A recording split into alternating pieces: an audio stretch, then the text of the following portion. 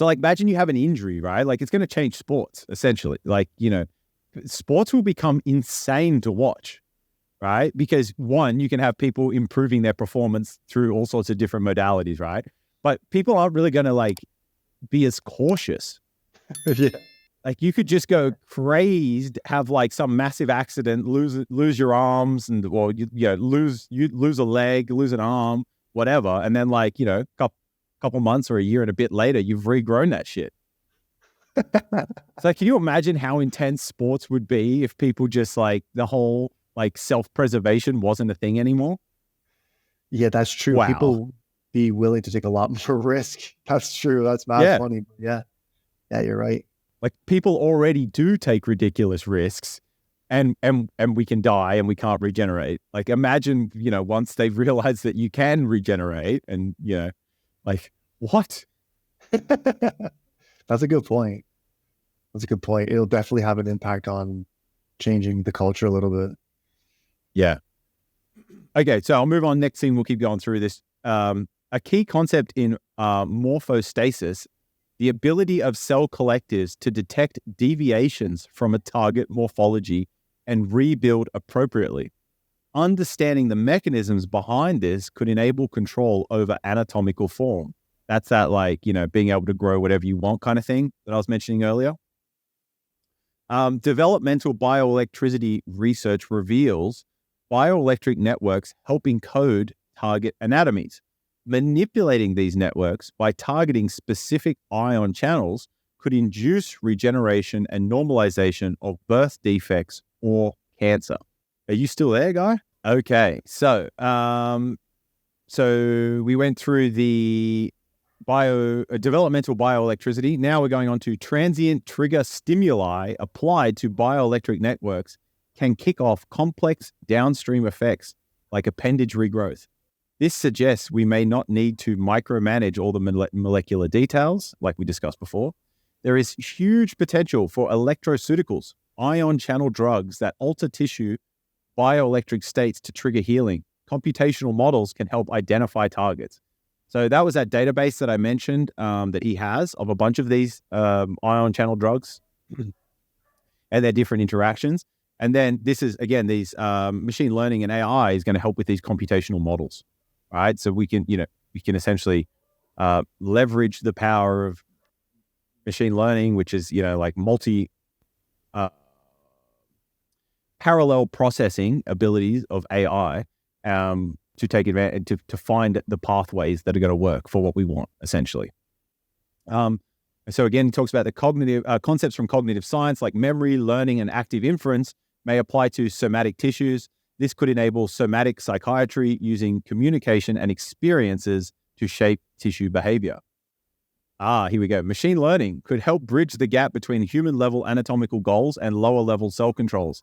AI could help derive optimal stimuli to direct tissue repair. A major opportunity is tapping into the innate problem-solving and adaptation capacities of tissues.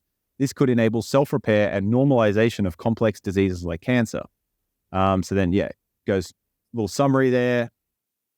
So like the last little bit, this paper lays out an exciting roadmap for how ideas from cybernetics, neuroscience, and developmental biology can transform regenerative medicine by interacting with somatic intelligence. Okay, so electroceuticals are therapeutic agents or interventions like ion channel targeting drugs or devices that may work by altering the electrical state of cells and tissues to trigger endogenous healing and corrective functions. So these are things like potassium, calcium, and different drugs that have effects on the flow of sodium, potassium, calcium ions, etc., into cells and out of cells.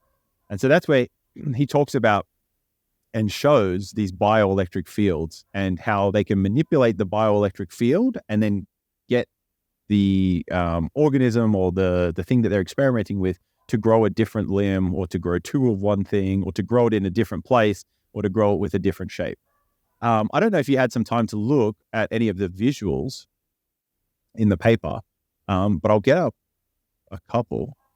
Negative, guy. The only thing I did was watch that hour, 7-minute episode with Michael Levin. Did we mention that we would link it in the pod? in the description? Yes, we will link that. He had a couple of pictures in that presentation actually that were quite good. Yeah. He did supply like a bunch of it was like a slideshow that he presented essentially. So they've got a really cool way of like looking at. They use these dyes, and a really cool setup to be able to see that bioelectric field, and then be able to make adjustments to it using those ion channel drugs. It's just fascinating. Is there anything you want to chat about while I quickly do that? I'm just trying to understand the cancer portion of it, because the issue with cancer is that cancer cells will attack healthy cells and reprogram healthy cells from the inside, and then they'll become cancerous cells, and then they'll go and attack other cells. And the immune system has a problem discerning between cancer cells and normal cells. Is that the issue with cancer? Why your immune system has a difficult time sort of suppressing it? So no. What Michael Levin has a really good talk, another good talk, which we can link in the show notes, called "Why Machines Don't Get Cancer." And he goes through what I think is a better way of looking at what cancer really is. So essentially, to sum up what his big long take, and again, watch the Why Machines Don't Get Cancer. He goes into a lot more detail, but here's my idiotic short version of it, which is you think about like, if all your cells have an intelligence, like we're made up of these collective intelligences across varying scales, okay? And so, one sec, I'm just going to stop this screen share. Okay, so if we are made up of these collective intelligence across various scales, across many different scales, then it's what cancer really is it's like the cells aren't participating. They're not listening to the orders of sorry, let me restart that. Your body is a collective whole, right? That is made up of all these different collective intelligences.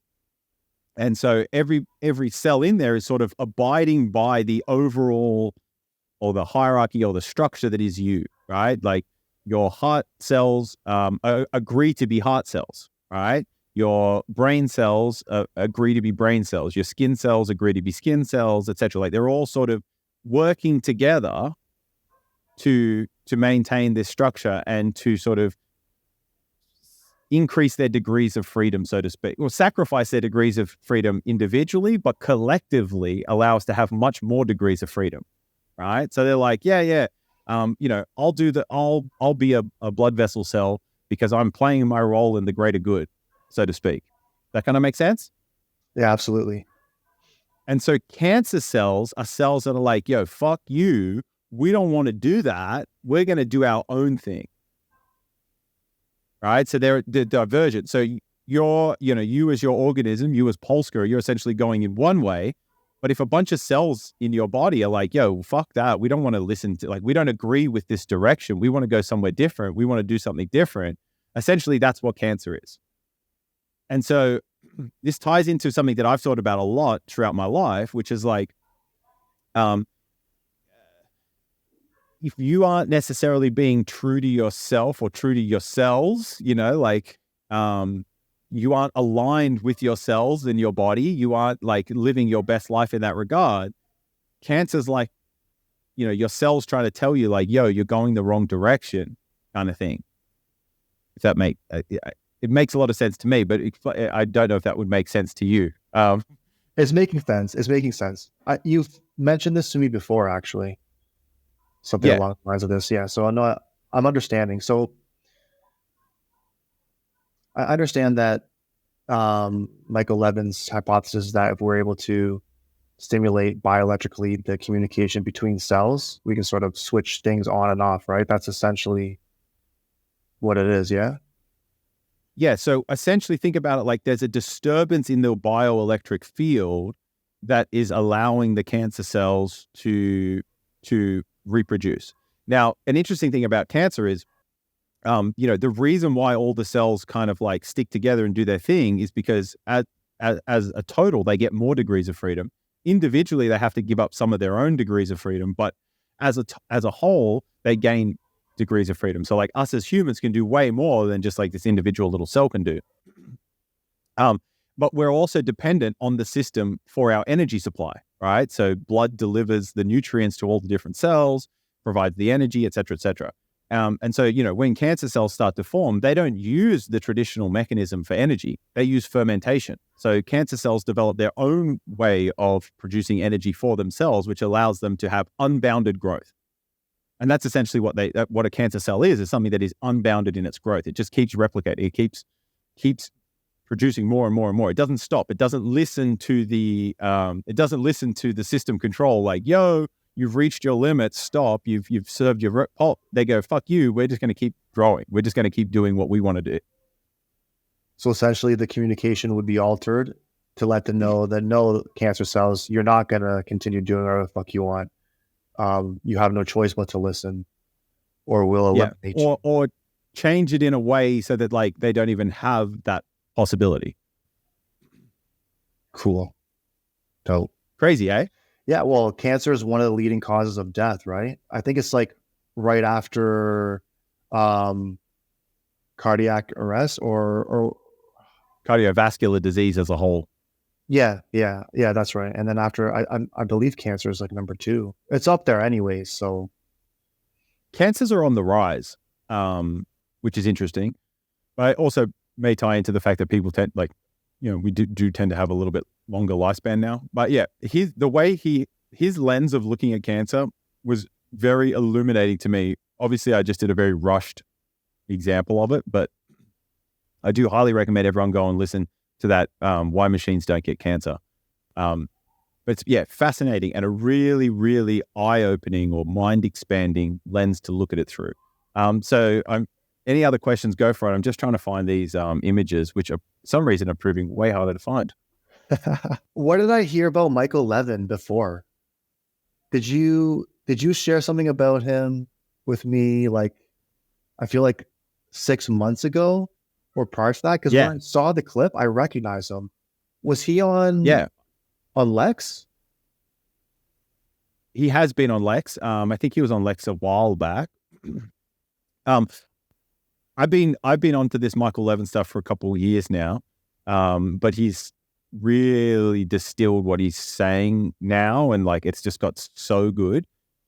But yeah, I've been on this for a while. I've shared a couple of things historically, but like I said to you, that one talk I just recently shared with you is like his most succinct, clearly articulated, beautifully presented, like easy to digest version of what he's saying.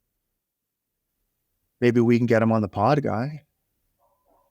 He does a heap of pods, so like I think there's a pretty good chance that we could actually. Yeah, that'd be big for us. Almost. Idiot Squared getting that would be Levin. That would be huge. I don't know if he would take the reputational hit that he might get. Yeah. No, it'd be fascinating. Yeah. Look, if you like, this is the thing. If you got some really good questions you want to ask, we can just reach out and say like, hey, like this is what we're interested in.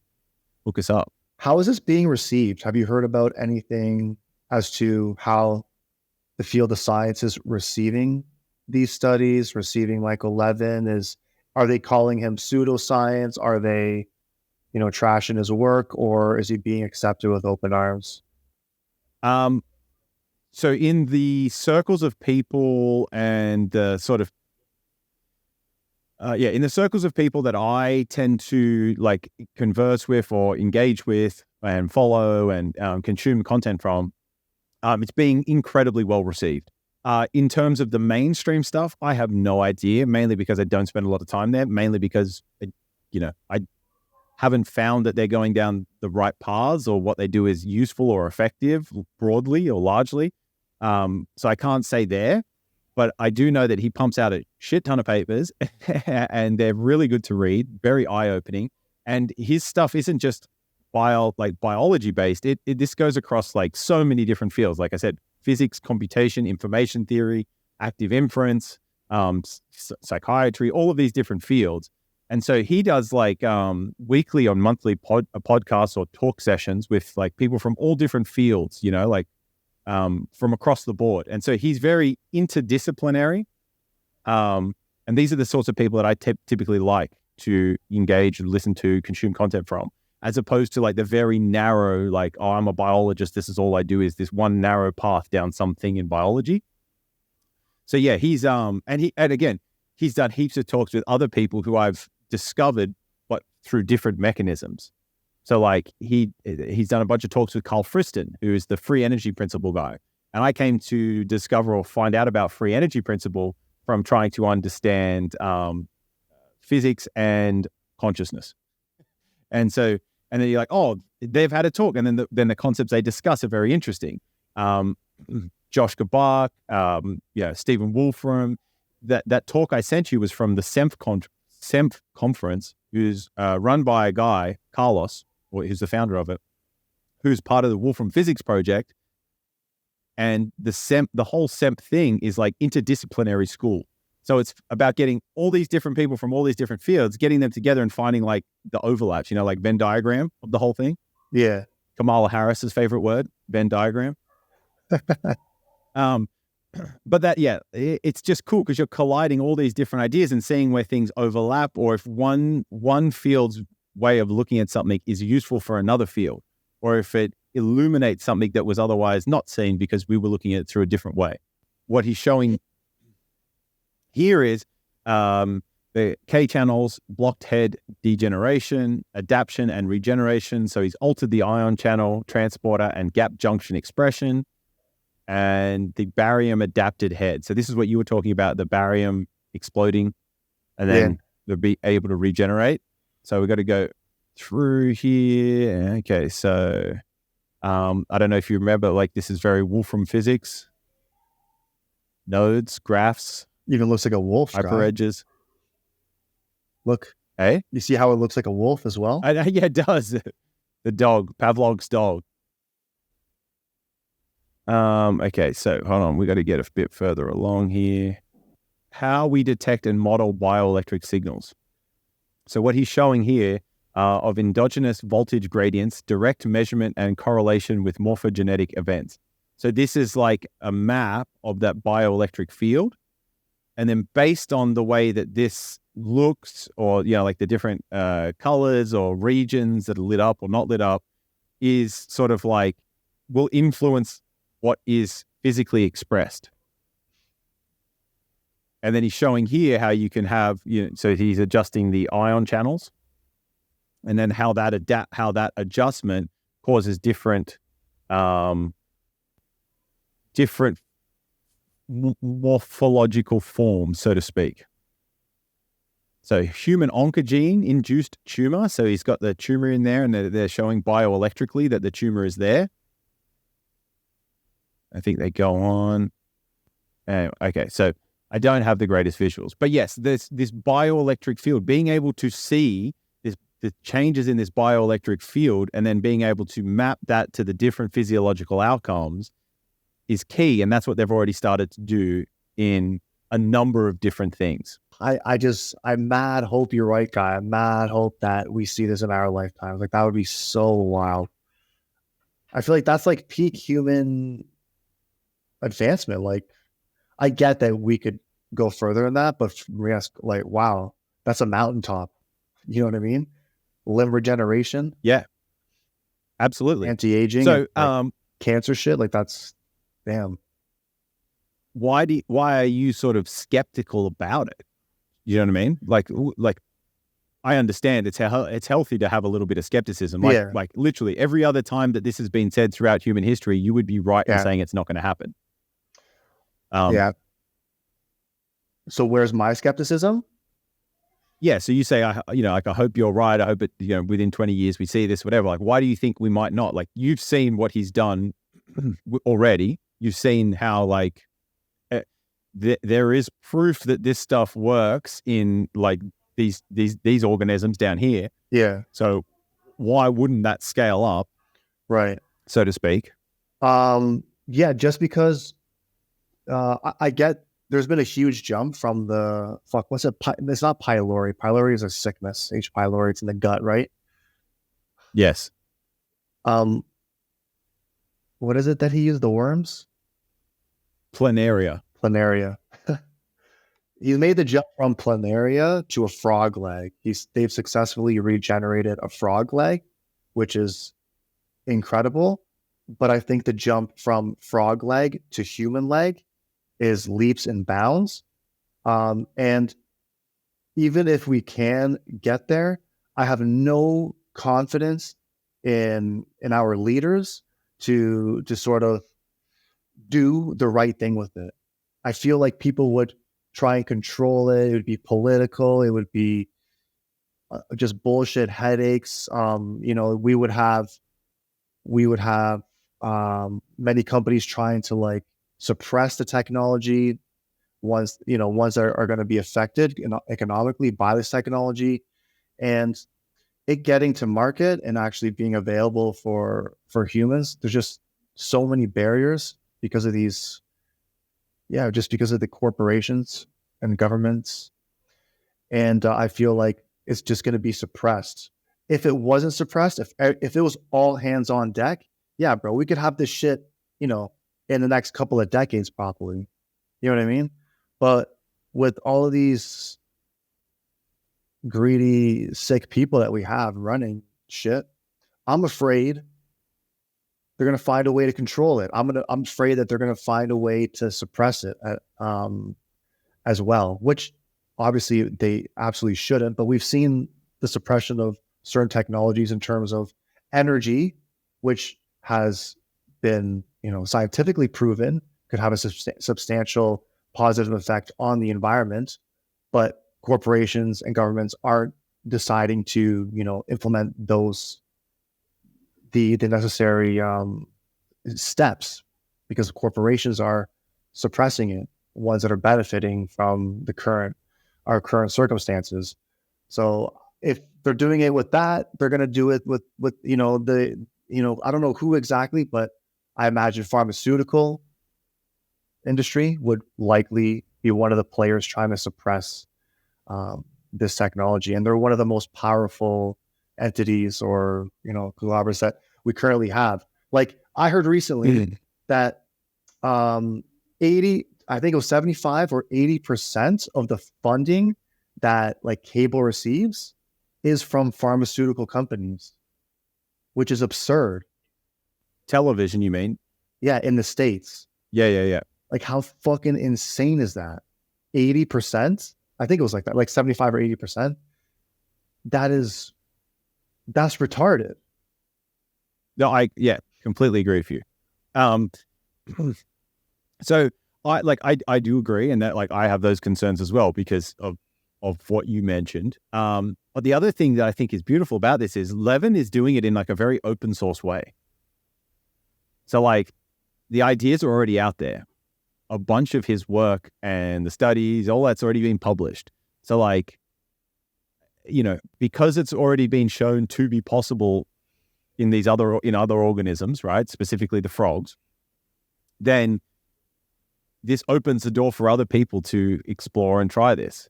And like, I think that's one of the coolest things about the internet is like, it's made it way harder to suppress certain things at times. Like it's also made it way easier to suppress certain things. It's kind of like this double-edged sword, but like this is already out there. And I don't think it's going to be 20 years. I think it could be sooner than that. Like honestly, with the use of like AI as a universal function approximator is an incredibly useful tool. And it just can accelerate progress with things like this rapidly. Like I'd be surprised if someone or some people in the world haven't already started trying to do this on themselves. Yeah, like a whole lab guy. Yeah. Fuck yeah, you're right. Because the drugs already exist, right? Like he has a whole database of ion channel drugs, and it's just being able to understand like what is your current bioelectric state or field, what do you want it to be, or what do you need it to be to get the outcome that you want. And like, that's a really big search space problem. Like that's a huge search space kind of thing. But again, with AI, machine learning, everything else, like it becomes tractable.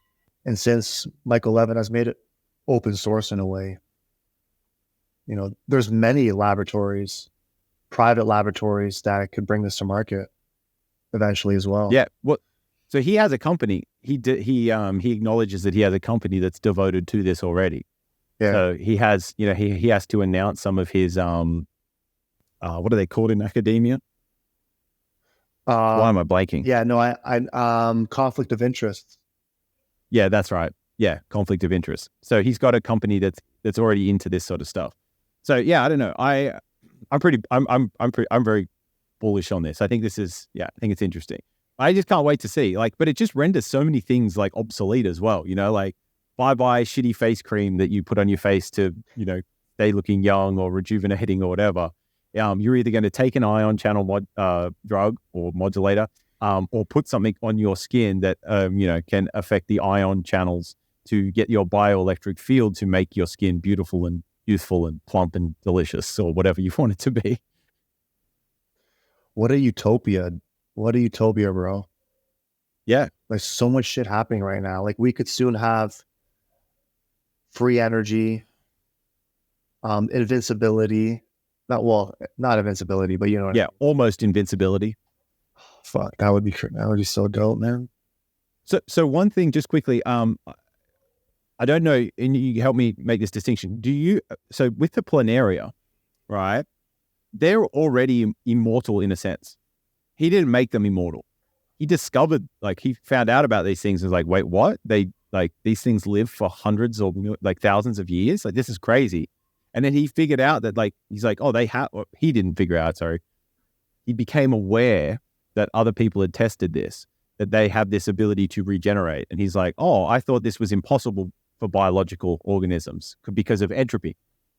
Entropy is a whole nother discussion we can go into. Stephen Wolfram and the Wolfram Physics Project have a really cool framing of entropy and how it doesn't actually exist in the way that we think it does, blah, blah, blah. Anyway, that's another pod.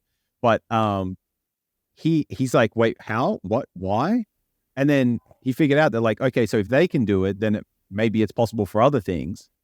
And then that sort of led to all of this work. So yeah, and the planaria they haven't evolved for I need to reword that. They are immortal in a sense. And he also discusses how messy their genome is and how Frankenstein-y they really are. But it was that sort of stuff that sort of opened his eyes to think that this other stuff was possible, which has now led to him finding the things that he's found and the mechanisms that he's discovered and the framework that he's put in place.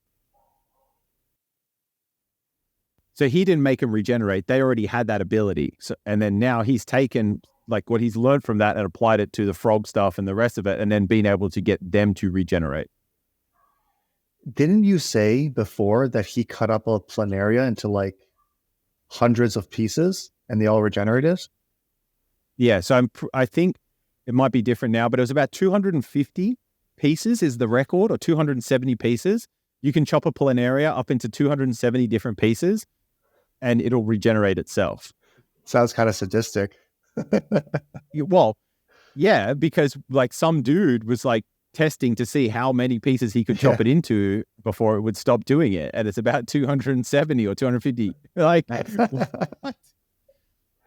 Poor planaria. You're that planaria guy. But that's a way of cloning a planaria is chop a piece of it off and it will regrow. Imagine it'd be very difficult to grow a human body from let's say a finger or an arm, right? Well, I think it would just take time and resources. How would that work though? Because you don't have your arm doesn't have a way to pump blood through it, and there's no sort of electrical stimulation maintaining muscle mass. Would you have your arm hooked up to a machine? Let's say your body got blown up and then someone found a piece of your hand and wanted to regenerate your entire body by just using the hand. So the way I imagine that would happen is that then it would have to be suspended in some sort of bioelectric field in a fluid that has some bioelectric field that Only also has the nutrients and everything else to allow Yeah. those processes to happen chemically without the heart, without everything else, and then starts to grow those things from that. Yeah. And because memories aren't like the hypothesis that memories are sort of implanted into everywhere, like all your cells, it's likely that you would have many of your childhood memories still intact. Yes. To what resolution? I don't know, but yeah, potentially.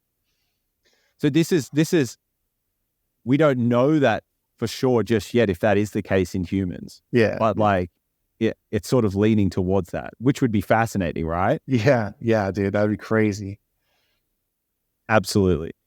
So one important thing to note, just as we're talking about this, so with the frogs, what he did was like when they chopped the leg off and then regrew it, was they soaked them in a solution of these ion channel drugs, specific ones. And then they were able to soak them for 24 hours. And then the frog had regenerative abilities for the next year, I'm pretty sure. But they would administer different, like if to monitor that bioelectric field, they would have to administer different ion channel drugs or modulate the ion channels in a certain way to get the limb to regrow in the way that they wanted it to regrow.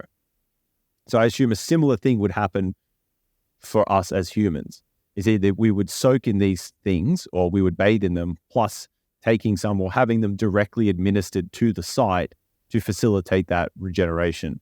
And then, how quick can we make it happen would be, obviously it's going to start probably pretty slow. And then over time, we'd find ways to, speed that process up. But it's not going to just be like, I want a new arm and you have a new arm. It will take some amount of time. Yeah. Yeah, absolutely.